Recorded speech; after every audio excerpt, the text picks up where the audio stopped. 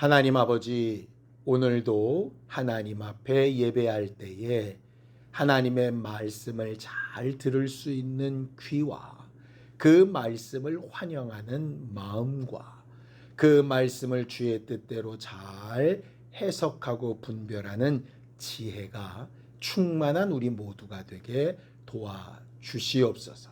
이 모든 일을 성령이 도우시겠다 하셨사오니 성령께서 우리 안에 확실히 일하실 수 있도록 우리의 마음과 생각을 분명히 하고 그 방향을 분명히 해서 하나님께서 우리와 함께 행하시고 거하시는 증거를 보는 기쁨에 충만한 우리 모두가 되게 도와주시옵소서. 믿음으로 헌금한 손길들 위에 복을 주시고 하나님을 사랑하여 행한 모든 일에 범사에 하나님의 약속하신 바가 이루어지는 거룩하고 신령한 교회들로 자라갈 수 있도록 주여 도우시고 함께하여 주시옵소서. 예수님의 이름으로 기도하였습니다. 아멘. 하나님의 말씀은 히브리서 13장 1절에서 8절까지 말씀을 함께 합독하겠습니다. 히브리서 13장 1절에서 8절까지 말씀입니다. 함께 읽습니다. 시작. 형제 사랑하기를 계속하고 손님 대접하기를 잊지 말라. 이로써 부지 중에 천사들을 대접한 이들이 있었느니라. 너희도 함께 갇힌 것 같이 갇힌 자를 생각하고 너희도 몸을 가졌은즉 학대받는 자를 생각하라. 모든 사람은 결혼을 귀히 여기고 침소를 더럽히지 않게 하라. 음행하는 자들과 간음하는 자들을 하나님이 심판하시리라. 돈을 사랑하지 말고 있는 바를 족한 줄로 알라. 그가 친히 말씀하시기를 내가 결코 너희를 버리지 아니하고 너희를 떠나지 아니하리라 하셨느니라. 그러므로 우리가 담대히 말하되 주는 나를 돕는 이시니 내가 무서워하지 아니하겠노라. 사람이 내게 어찌하리요 하노라. 하나님의 말씀을 너희에게 일러주고 너희를 인도하던 자들을 생각하며 그들의 행실의 결말을 주의하여 보고 그들의 믿음을 본받으라. 예수 그리스도는 어제나 오늘이나 영원토록 동일하시니라.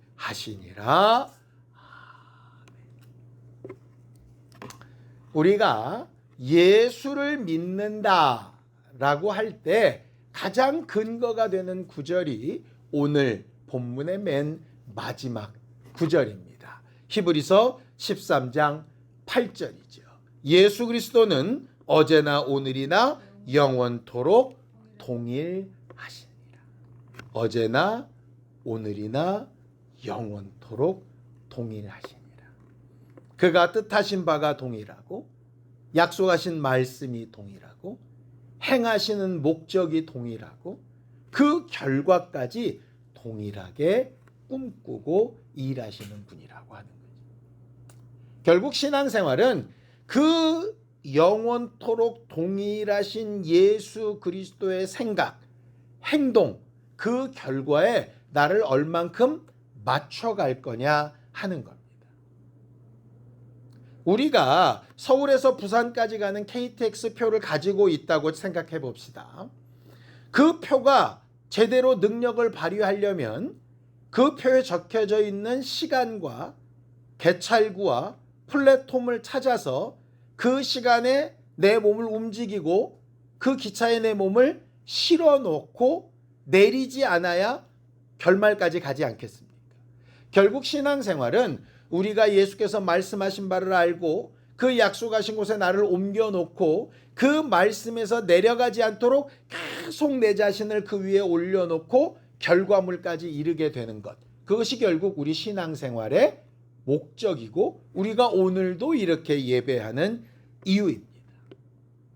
그렇게 할 때에 우리가 어떻게 믿음 생활하고 어떻게 신앙 생활해야 되는지를 모범으로 보여주신 분이 바로 예수 그리스도시요. 히브리서 12장 2절입니다.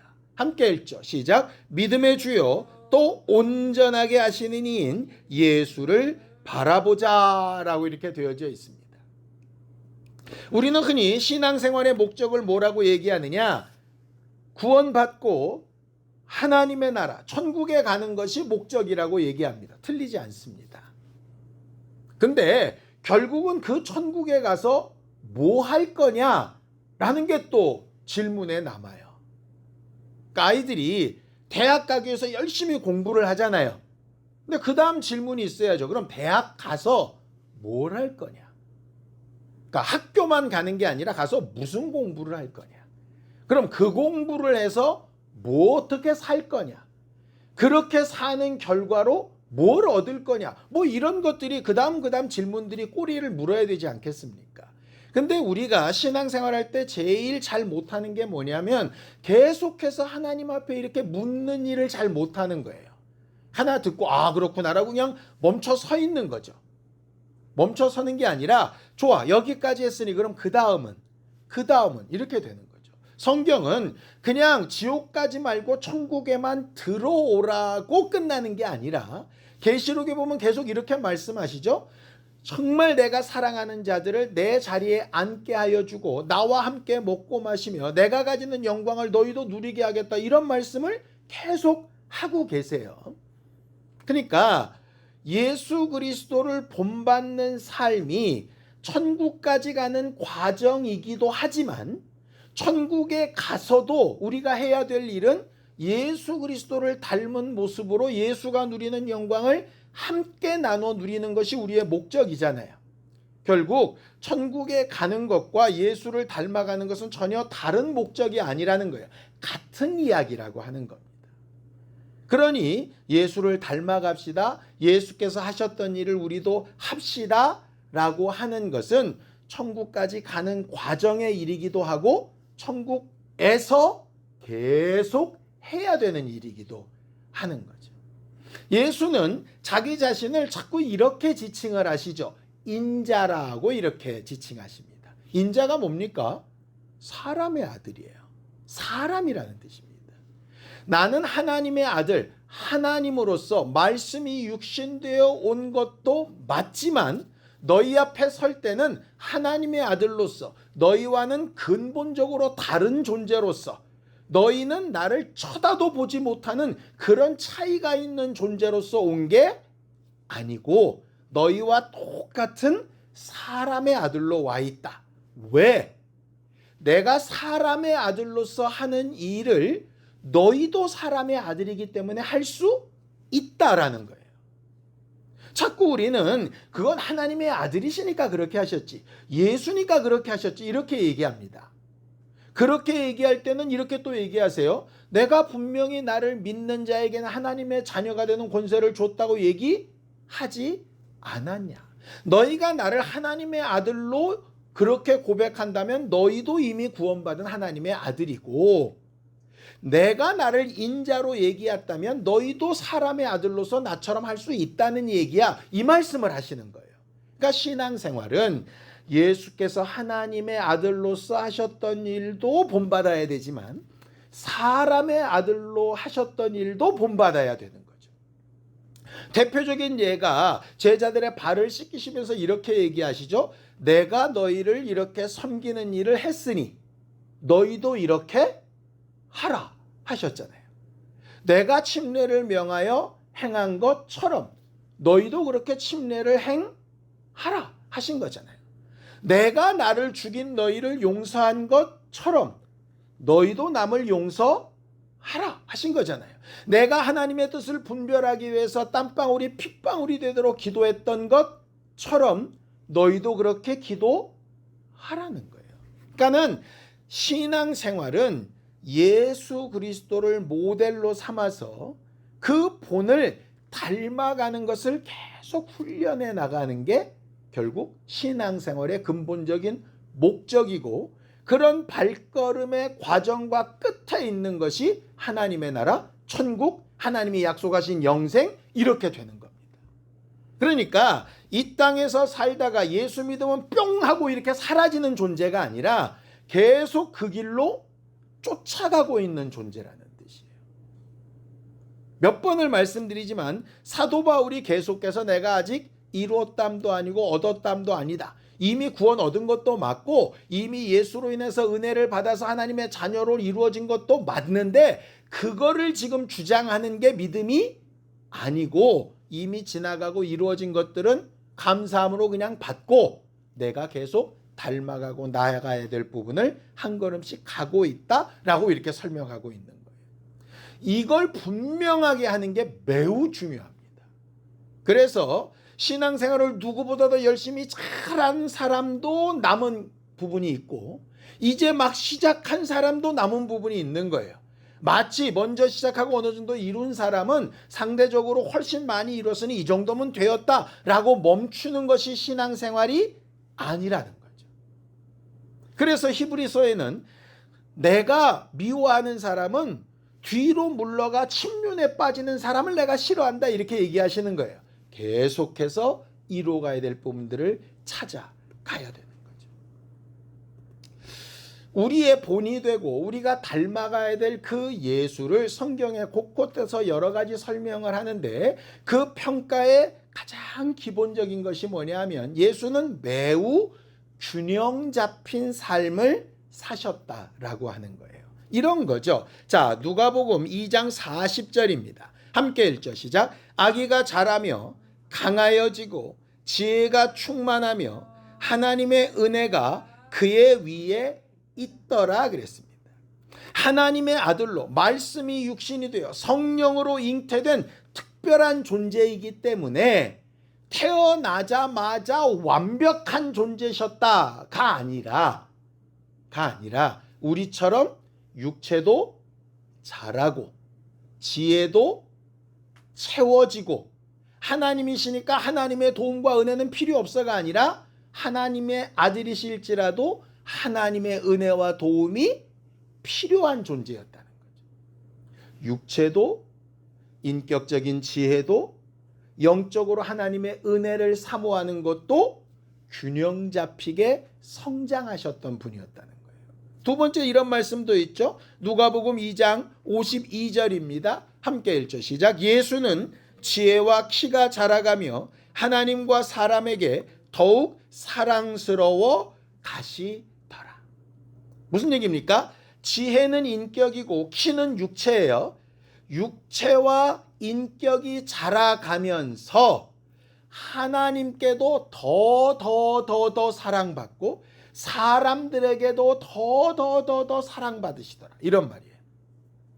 그러니까 똑똑해지기만 하고 몸이 안 자라는 것도 아니고 몸만 커지고 머리가 미련한 것도 아니고 지혜와 몸은 컸는데 영적으로 하나님의 인정을 못 받는 것도 아니고 하나님께만 인정받고 사람들에게 무시받는 것도 아니고 하나님 앞에도 사람에게도 지적으로도 육체적으로도 균형 잡히게 성장해 가셨던 분이란 뜻이죠. 보통 이 말씀을 애들 돌레배 때 이렇게 하지 않습니까? 사실은 이건 돌레배 당한 애기들한테만 필요한 말씀이 아니고 우리 모두에게 필요한 말씀인 거예요. 그리고 보면 예수님께서 공생애로 이렇게 나서시기 전에 이렇게 보면 예수님의 동생들이 다 결혼했던 사실들을 보게 됩니다. 요셉은 매우 일찍 죽은 것으로 기록되어져 있습니다. 그러니 그 집의 가장은 장남이었던 예수였을 거예요. 예수는 자기는 결혼하지 않고 자기는 가정을 꾸리지 않지만 자기가 목수로서 일하면서 결국 하나님의 아들로서 공생애를 시작하기 이전에는 가정에 매우 충실한 가장으로서의 역할을 잘 감당하셨다는 거죠. 그렇게 잘 감당했던 형이었기 때문에 갑자기 가족들을 떠나서 막 그렇게 동네방네 돌아다니는 걸 동생들이 이해할 수가 없었던 거예요. 그래서 예수를 뭐 했다 그랬죠? 미쳤다라고 얘기하는 거예요. 안 그랬던 사람인데 저 사람이 갑자기 변했다는 거예요. 그런데 그 예수가 마지막 죽으시면서 뭐라고 얘기합니까? 자기 가장 사랑하는 제자인 요한에게 내 어머니를 부탁한다라고 얘기합니다. 누가 내 어머니고 누가 내 형제들이냐 이렇게 얘기하셨다고. 그래서 엄마도 없고 형제도 없고 가족도 없고 사람이 무슨 상관이야. 오직 표대 대신 하나님만 바라보고 가는 거야. 이렇게 하셨던 분이 아니라는 얘기예요. 죽으시면서까지 자기를 죽인 사람들을 용서하는 고백을 하셨던 그분이 자기를 낳아준 어머니에 대한 나머지 노후 생활을 분명하게 준비하고 명령하셨던 것을 보면 예수는 공생의 생애 내내도 비록 그의 육체가 옛날에 목수일하던 것처럼 그렇게 가족들을 돌보지는 못하나 그 안에 그 관심이나 사랑이 없어진 것이 아니었다는 거예요. 결국 예수님은 공생애를 하는 동안에 성령에 완전히 사로잡힌 동안에도 여전히 육체적으로, 인격적으로, 사회관계적으로, 영적으로 균형 잡힌 것을 계속 유지하셨던 분이라는 얘기예요. 우리가 이 부분을 간과하면 안 되는 거죠. 자꾸 예수님의 몇 가지 말씀, 내가 불을 던지러 왔다, 칼을 갈러 왔다, 집안 식구가 원수다, 이런 말에 이렇게 휙 기울어져 가지고 균형이 깨져버리면 진짜 예수의 모습을 발견하지 못하게 되는 경우들이 사실상 생기는 거죠. 생각해 보세요. 내 집안 식구가 원순이라 하셨던 그분이 내 이웃을 사랑하지 않으면 내 뜻에 합당하지 않다. 나를 사랑하는 게 아니다. 이렇게 얘기하셨어요. 이 두 가지 상반된 일을 어떻게 조화시킬 거냐고요. 근데 자꾸 사람들은 한쪽을 버리고 한쪽을 택하거든요. 한쪽을 택한다는 얘기는 한쪽을 버렸다는 얘기는 균형이 깨졌다는 얘기예요. 이 균형을 어떻게 맞출 거냐가 가장 큰 기도의 제목이고 하나님 앞에 나아가는 일인 거죠. 하나님께서 우리를 만드셨을 때를 생각해 봅시다. 자, 창세기 2장 7절입니다. 함께 읽죠. 시작. 여호와 하나님이 땅의 흙으로 사람을 지으시고 생기를 그 코에 불어넣으시니 사람이 생명이 되니라 그렇게 되어져 있죠. 하나님께서 흙으로 사람, 인격과 결합된 육체를 만드셔서 호흡하고 생각하고 말하는 사람이 되게 하셨어요. 거기에 하나님의 생기를 불어넣으셔서 영을 가진 사람이 되게 하셨습니다. 많은 사람들이 이렇게 얘기하죠. 분명히 하나님은 선악을 알게 한 나무의 실과를 따먹으면 죽을 거라고 했는데 왜 아담이 안 죽었냐 이렇게 얘기합니다. 생기를 불어넣기 이전에도 살아있는 사람이었어요. 생기를 불어넣어서 육체의 호흡으로도 살고 영적으로도 사는 존재가 되었는데 선악을 알게 남은 실과를 따먹으면서 영적으로 사는 생명은 끝났지만 육체로 호흡하는 삶은 여전히 남아서 이 육체의 생명이 끝나기까지는 사는 겁니다. 그러니까 이걸 이해 못하면 이제 말씀이 이해가 안 되는 거예요. 그러니까는 이런 거죠. 숨을 쉬고 살아도 영적으로 생명이 없을 수 있고 영적으로는 생명이 있는데 육체의 호흡이 끝나는 경우도 있겠죠. 더 나쁘면 영적인 호흡도 없고 육체의 호흡도 없는 경우가 있겠죠. 이 지옥 가고 멸망하는 영들 아니겠습니까? 결과적으로 우리는 어떤 호흡으로 살 거냐 할 때 사람을 만드실 때 다른 피조물과 다르게 하나님은 우리한테 두 가지를 주셨다고요. 육체의 호흡으로도 살고 영의 호흡으로도 사는 존재. 그러니까 이 두 가지가 균형 잡히게 같이 가야 되는 거예요. 영의 호흡만 주장한다고 육체의 호흡이 저절로 되는 게 아니고 육체의 호흡이 아주 강하다고 영의 호흡이 살아있는 게 아니라는 거죠. 쉽게 얘기하면 밥을 많이 먹는다고 지식이 자라진 않습니다. 공부를 엄청 많이 했다고 몸이 튼튼해지지는 않는 것과 마찬가지예요. 몸은 몸에 필요가 있고 인격은 인격의 필요가 있고 영은 영의 필요가 있는 거죠. 그런데 사람들이 착각하는 것이 영의 필요한 말씀을 따라가면 인격도 육체도 저절로 다 잘 돼 이렇게 착각을 하는 거예요. 분명히 육체는 땀이 흘려서 땅의 소산을 먹어야 산다고 되어져 있어요. 그러니 예수께서도 40일 금식하시고 정말 마귀의 유혹을 받을 만큼 육체의 생명은 아주 가라게 되는 거죠. 다시 먹고 마시셔야 되는 거예요. 결과적으로 이거를 자꾸 한쪽으로 몰아가서 이거 하면 다 돼요. 자꾸 이렇게 가면 그때부터는 하나님이 원래 원하셨던 모습과 완전히 다른 신앙생활의 형태가 펼쳐지게 되는 거예요. 그런 과정 가운데 여러 이단들도 나오고 문제들이 발생하게 되는 거죠. 설교를 준비하면서 제가 평소에 전혀 보지 못했던 한 말씀을 우연찮게 보게 됐는데 너무 재밌어서 함께 나눠보려고 합니다. 전도서 7장 16절에서 17절입니다. 함께 읽죠. 시작. 지나치게 의인이 되지도 말며 지나치게 지혜자도 되지 말라. 어찌하여 스스로 패망하게 하겠느냐. 지나치게 악인이 되지도 말며 지나치게 우매한 자도 되지 말라. 어찌하여 기한전에 죽으려고 하느냐. 아니, 지나치게 악인이 되지 말고 지나치게 우매한 자가 되지 말라는 이해가 돼요. 그래야죠. 아니, 지나치게란 말도 필요 없어요. 악인이 되지 말고 우매한 자가 되지 말라 이렇게 얘기하면 되잖아요. 그런데 의인이 되거나 또 지혜자가 되는데 뭐 지나치다는 얘기를 써요. 우리가 제일 좋아하는 돈으로 생각하면 이런 말씀입니다. 지나치게 부자가 되지도 말고 이런 말이에요. 아니, 돈은 많으면 많을수록 좋은 거지. 교회에 적용을 해볼까요? 지나치게 부흥되지도 말고 이런 말 같은 거예요. 아니, 교회가 부흥돼야지 무슨 말이야. 이게 왜 이런 말씀을 썼을까 성경에. 이 지나치다라는 게 뭘까? 이 지나치다라는 게 무슨 뜻이냐면요, 균형이 깨지다 이런 말이에요. 균형이 깨지다. 무슨 얘기냐? 사람들은 기본적으로 죄 가운데 태어나서 죄인으로 삽니다. 아무리 의를 추구하고 의인으로서 내 목숨을 내놓고 최선을 다하여 살지라도 어떤 부분이 남아있죠? 여전히 죄가 남아있습니다. 근데 이 지나치게 의인이 되었다라고 하는 얘기는 죄인인 거를 까먹을 만큼 의로운 부분이 많아졌다는 얘기예요.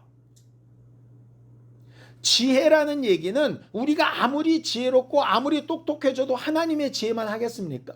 우리는 분명히 모르는 게 있고 알 수 없는 것들이 있어요. 그런데 지나치게 지혜자가 되면 어떻게 되냐면 자기가 다 안다고 생각을 하는 거예요. 내가 하나님의 말씀을 다 알아. 내가 하나님의 마음을 다 알아. 이렇게 되는 거예요. 굉장히 믿음 좋고 열정적이고 뜨거운 것 같죠. 그런데 그런 사람들이 뭐를 일으키느냐? 사고를 치는 거예요.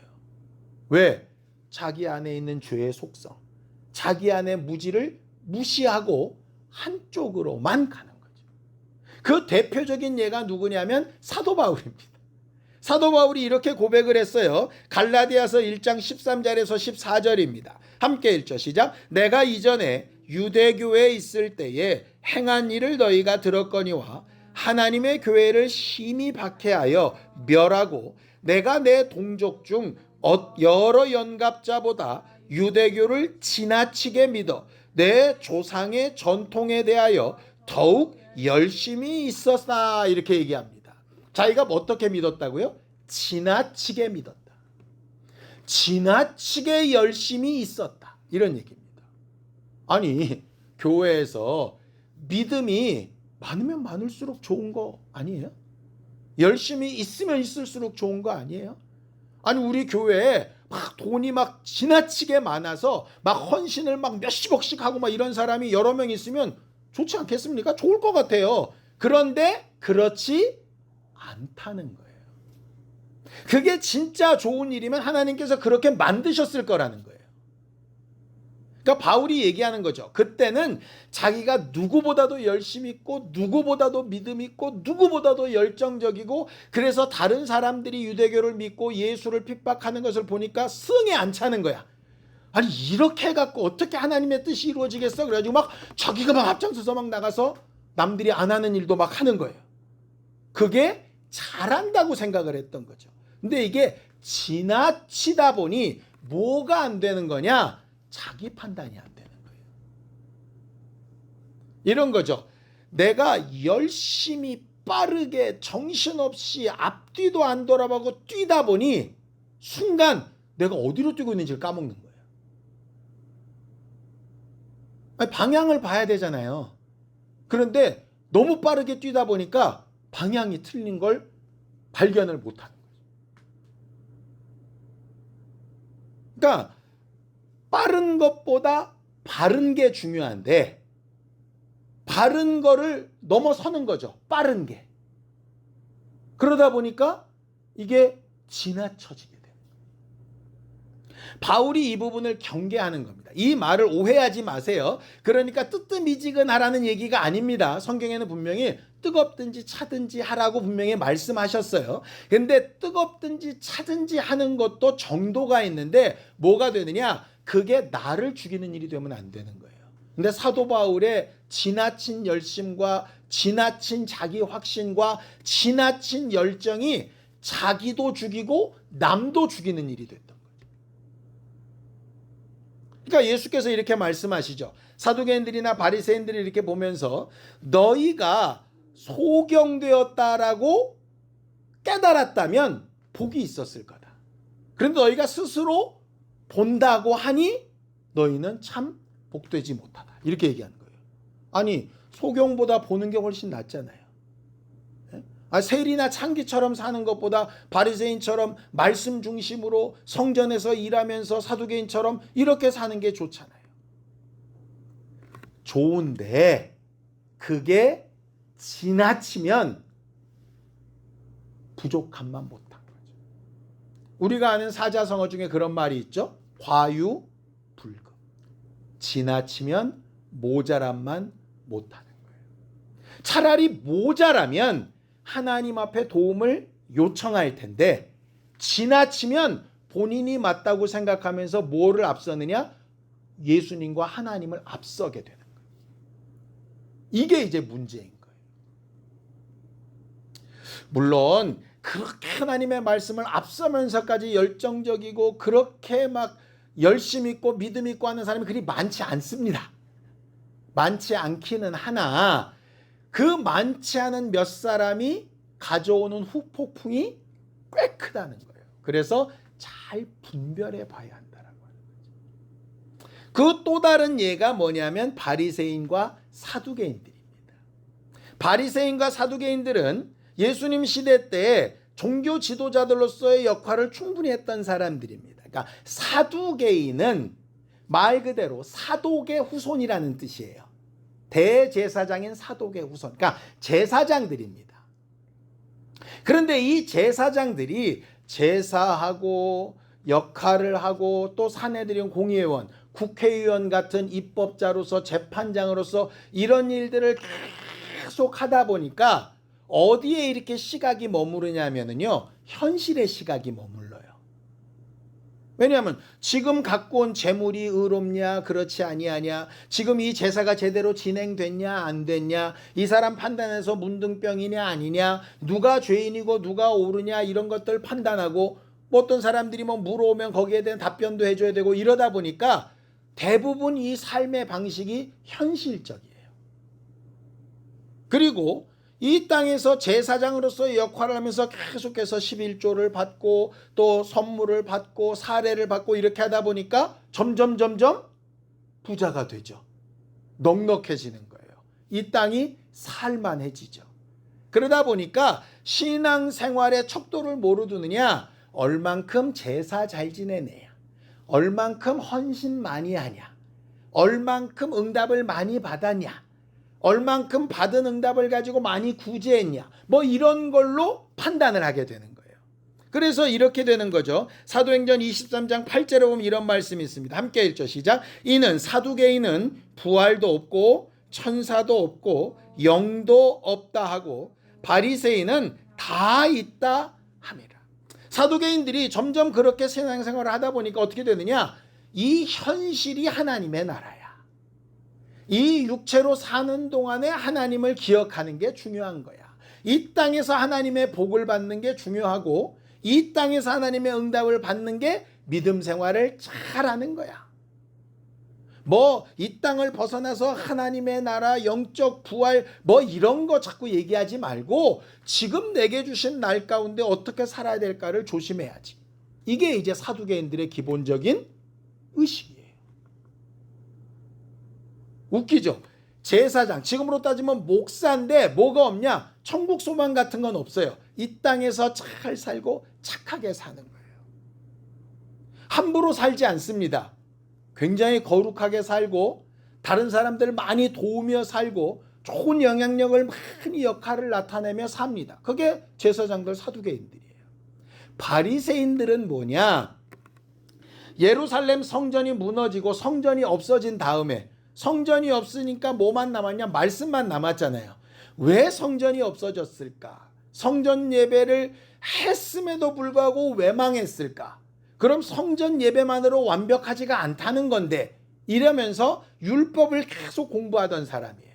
그래서 이 땅의 성전이 완벽한 게 아니구나. 이 땅의 제사장이 완벽한 제사장이 아니구나. 이 땅은 언젠가는 버리고 떠나야 될 곳이구나. 이 땅에서 잘 된다고 솔로몬의 영광이 있다고 영원한 게 아니구나. 언제라도 사라질 수 있구나. 그러니 이 땅에서 잘 되고 못 되고 이런 거에 매몰되지 말고 지금 내가 가야 될 하나님의 나라를 꿈꾸면서 살아야지. 이게 강했던 사람들이 바리새인들이에요. 그러다 보니까 이 땅에서는 좀 사회 부적응자들입니다. 좀 독특한 사람들이에요.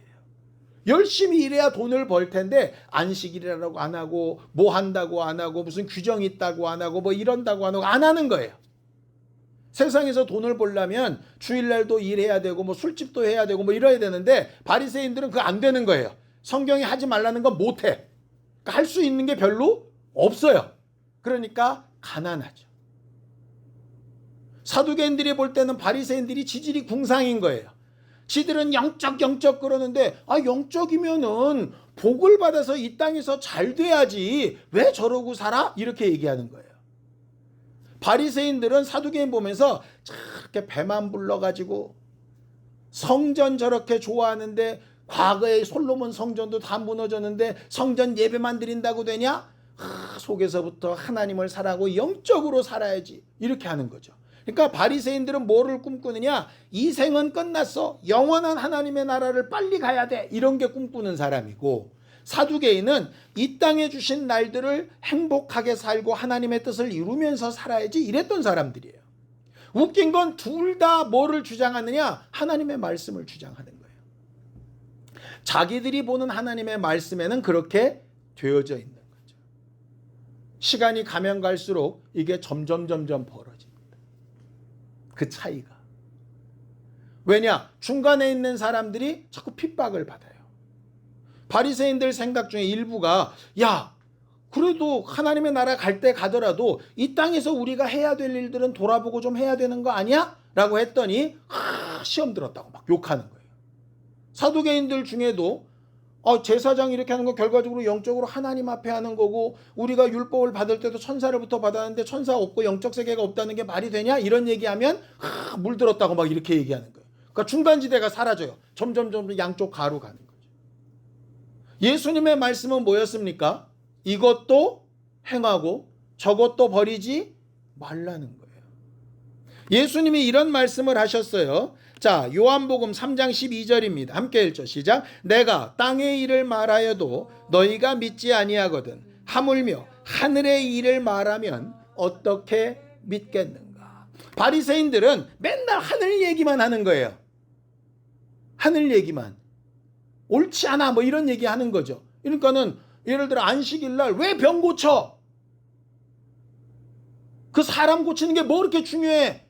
하나님의 뜻대로 안식일 지키는 게 중요하지. 이렇게 얘기하는 거예요. 그러니까 이 땅의 일도 이해가 안 되고 이 땅에서도 제대로 못 살면서 무슨 하나님의 나라 일을 내가 얘기한다고 네가 알 수 있겠냐? 이렇게 얘기하신 거예요. 그럼 이 말을 뒤집으면 계속 땅의 일을 말하면 옳다는 얘기인가요? 반대도 있습니다. 변화산상에서 베드로가 뭐라 그러죠? 주여 여기가 좋사오니 초막새 찍어 여기 있읍시다. 그럴 때 아니야, 우리는 가야 될 길이 있어. 죽으러 가야 돼. 이렇게 얘기하는 거예요. 예수의 처음은 땅의 일만 말하는 것 같아요. 먹여줘라, 병 고쳐줘라, 돌아봐줘라, 위로해라, 용서해라, 이런 말만 하시는 것 같아요. 그런데 점점 가면서 어디로 가죠? 그런 과정을 통해서 하나님의 나라로 가야 되는 거야. 이렇게 되는 거죠. 그러니까 이것도 행하고 저것도 무시하면 안 돼. 이렇게 되는 거죠. 근데 사람들이 자꾸 한쪽으로 치우치려는 경향이 있는 거예요. 자전거를 처음 배울 때 왜 어렵습니까? 몸이 한쪽으로 자꾸 기울잖아요. 자전거를 잘 탄다는 건 뭐죠? 이쪽으로 기울려 그러면 몸을 반대로 틀어서 균형을 맞추고, 또 이쪽으로 넘어지려 그러면 반대로 몸을 틀어서 균형을 맞추고, 계속 균형을 맞춰서 가는 게 자전거 타는 거잖아요. 신앙생활이 마치 그와 같은 거예요. 육체적인 부분도, 인격적인 부분도, 하나님에 관련된 부분도, 영적 세계에 대한 부분도, 사람에 대한 부분도 균형을 맞추는 거예요. 완벽한 사람이 없기 때문에 전혀 흔들림이 없이 모든 것이 만점, 이런 사람은 없어요. 어떤 경우는 육체로 갔다가 너무 육체로 간 것 같은데, 인격으로 갔다가 야 너무 이거 정신세계만 얘기하는 것 같은데, 신령한 쪽으로 갔다가 야 너무 이게 하늘 얘기만 하는 것 같은데, 사람들도 돌아봤다가 진짜 하나님을 무시한 거 아니야? 하나님 쪽으로도 돌았다가, 이게 계속 균형을 잡히듯 나를 움직여 가야 되는데, 교회도 그렇고 사람들도 그렇고 리더들도 그렇고 한쪽이 잘 된다고 하면 어느 쪽으로만 가느냐? 그쪽으로만 가는 거예요. 그쪽으로만 가는 거 거기까지는 또 이해할 수 있어요. 우리가 이쪽으로만 가지만 사실상 다른 쪽도 중요해요. 이래야 되는데, 바리새인이나 사두개인처럼 어떻게 하죠? 이쪽으로만 가야 진짜야. 이거 말고 딴 말을 하는 건 다 틀렸어. 이렇게 되는 거예요. 이러다 보니까 어떻게 됩니까? 지나친 게 지나친 걸 낳고, 또 지나친 게 또 지나친 걸 낳는 거예요. 그러니까 어떤 사람은 기도원만 다니다가 하늘로 날아 올라가는 사람이 있고, 어떤 사람은 이 땅의 축복만 따지고 돌아다니다가 세상으로 돌아가는 경우도 있고, 어떤 사람은 은혜만 따지다가 구원파로 가는 경우도 있고, 어떤 사람은 삶이 바뀌어야지 그러면서 그것 때문에 항상 마음이 무겁고 힘들고 되지 않는 것 때문에 낙심해가지고 행복을 잃어버리고 신앙생활하는 사람도 있고, 하나님이 보실 때는 다 예수 닮지 못한 균형이 깨진 사람들이라는 거예요. 자, 말은 이렇게 잘 했는데 과연 그렇게 균형 잡힌 삶이 쉽겠냐고요. 어려운 정도가 아니라 사실상 불가능하다고 봐야 되지 않겠습니까? 그래서 보내신 분이 성령이시잖아요. 늘상 깨닫고 돌아보라고. 우리가 아무리 영적 한다고 예수님처럼 신령해질 수 있겠습니까? 그런데 그 예수가 어떤 평가를 받았죠? 먹기를 탐하고 죄인들과 어울려 친구된다, 이렇게 평가를 받으셨어요.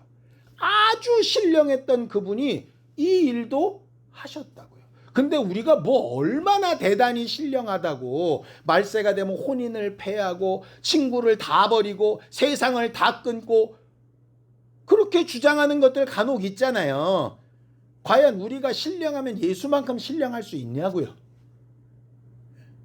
반대도 마찬가지죠.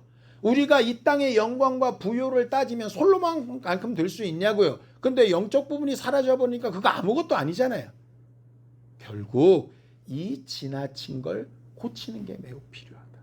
그럼 어떻게 하면 나를 균형 잡히게 잘 볼 수 있을까? 참 재밌는 말씀이 있죠. 히브리서 13장 7절입니다. 함께 읽죠. 시작. 하나님의 말씀을 너희에게 일러주고 너희를 인도하던 자들을 생각하며 그들의 행실의 결말을 주의하여 보고 그들의 믿음을 본받으라, 이렇게 되어 있습니다.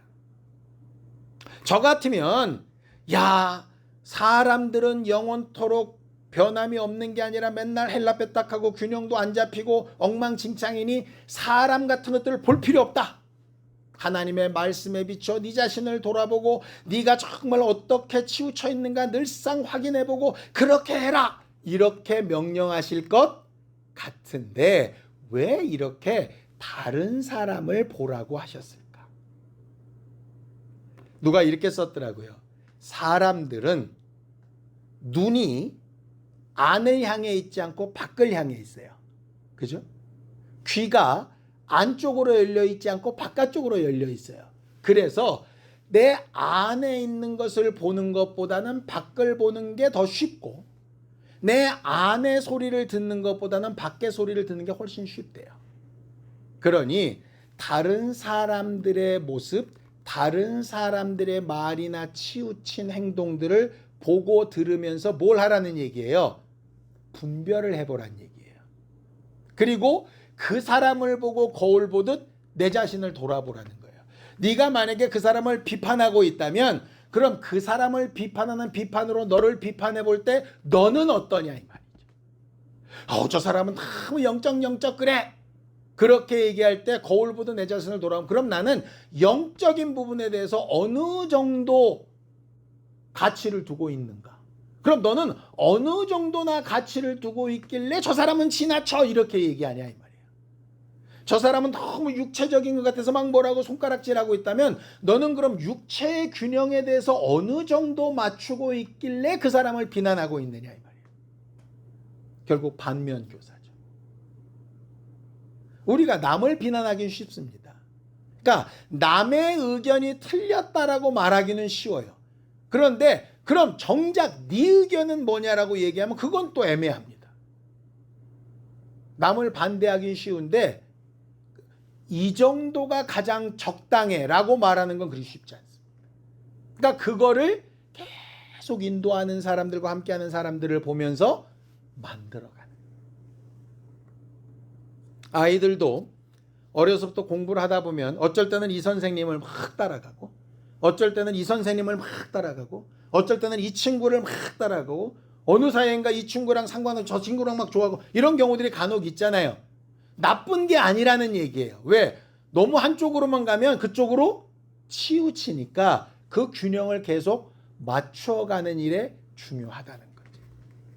그러니 말씀을 어느 한쪽으로만 보는 거 되게 조심해야 될 부분이고 균형을 맞춰서 보되 분별할 수 있는 부분이 매우 필요하다는 거예요.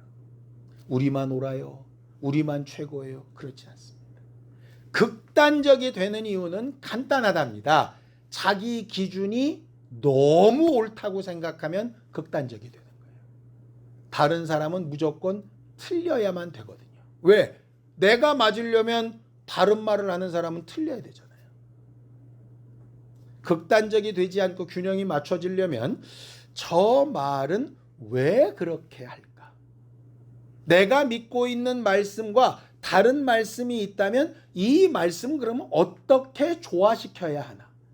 이거를 해결하지 못하면 자칫 잘못하면 나도 모르는 사이에 내가 있는 위치가 중간이라고 생각하지만 어느 한쪽에 치우쳐 있을 수 있는 거예요. 균형 잡힌 신앙생활을 잘 찾아갈 수 있는 지혜로운 우리 모두가 될 수 있게 되기를 예수님의 이름으로 축원합니다. 함께 기도하겠습니다. 하나님 아버지, 하나님께서 우리 모두를 도우시고 인도하셔서 하나님의 나라와 의를 사모하며 영적 세계와 이 땅을 조화시키며 하나님이 기뻐하시는 일과 사람들에게 선한 영향을 미치는 것을 잘 어울려지게 하여 주셔서 우리가 정말 어렵고 힘들지만 그 일을 해나가고 주 예수를 본받아 닮아 나가는 과정들을 겪어가면서 하나님의 뜻도 이루어지고 하나님의 역사도 온전케 되어지는 신실하고 신령한 우리 모두가 다 되게 도우시고 인도하여 주시옵소서. 하나님 아버지, 우리를 육체와 인격과 영혼을 가진 존재들이 되게 하여 주셨사오니 그 각각의 필요한 것들을 하나님으로부터 잘 공급받아 성장하고 균형 잡힌 일들을 감당하며 먼저 할 것과 나중에 할 것, 우선시 돼야 될 것과 반드시 따라 이루어가야 될 부분들을 분별하고 따라갈 줄 아는 신실한 믿음의 사람들이 되게 도와주시옵소서. 이를 위하여 먼저 믿은 자들을 잘 돌아볼 수 있게 하시고 따라오는 이들에게 본이 되는 삶을 살 수 있게 도와주시옵시며 그 과정을 통해 축복의 통로가 되고 열려지는 역사가 있도록 인도하여 주시옵소서. 예수님의 이름으로 기도하였습니다. 아멘. 이제는 우리 주 예수 그리스도의 은혜와 하나님 아버지의 극진하신 사랑과 성령님의 감동하시고 함께 하시는 분명한 증거가 주 예수를 닮아 균형 잡힌 신앙생활을 해나가려고 결심하는 우리 모두 위에 이제부터 영원까지 함께 있을지어다. 아멘.